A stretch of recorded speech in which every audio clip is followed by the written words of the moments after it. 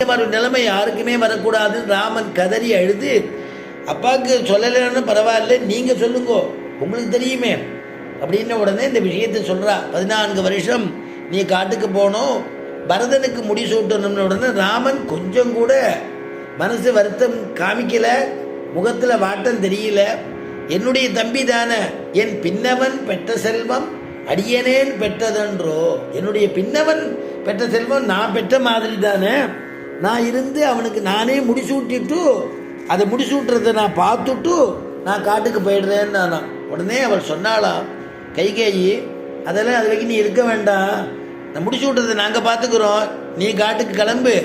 நீ காட்டுக்கு போகலைன்னா உங்கள் அப்பா பானம் ஒரு தீர்த்தம் கூட சாப்பிட மாட்டார்னு உடனே தலையில் கையை வச்சுன்னு ராமன் வெளியில் ஓடி வந்து, அம்மா அவனிடத்தில் சொல்லிடுறேன், என்னை கட்டி என்னை நம்பி வந்த மனைவி இருக்கா, அவளிடத்துல ஒரு வார்த்தை சொல்லிட்டு போகிறேன்னு அம்மாட்ட போய் சொல்கிறான்.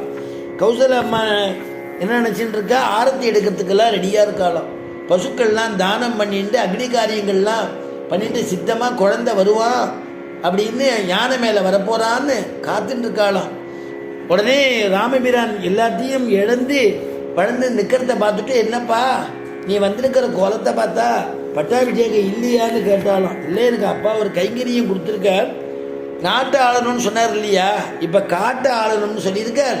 அதனால் ஒரு 14 வருஷம் நான் காட்டை ஆளுறதுக்காக போகிறேன், நாட்டை வந்து பரதன் ஆள்றான்னு சொன்ன உடனே, இதுக்காகவா உன்னை பெத்தேன்னு அவள் குமரி அழ.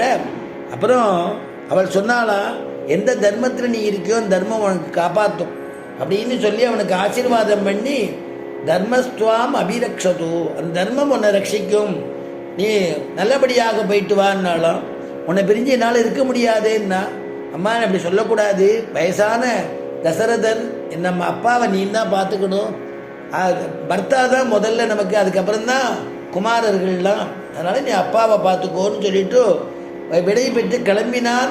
சீதையின் இடத்துல விடைபடுத்துக்காக போகிறான். புது பொண்ணு என்ன நினச்சிப்பாளோ என்ன ஏதோ தெரியாது, நடந்த விஷயத்தை கௌரவமாக சொல்லணுமே, அதனால் ஸ்தோத்திரம் பண்ணுறானா சக்கரவர்த்தி திருமகன், குலே மகதி சம்பூதே, நீ பேர்பட்டவள், நீ தர்மச்சாரிணி இல்லையான்னு.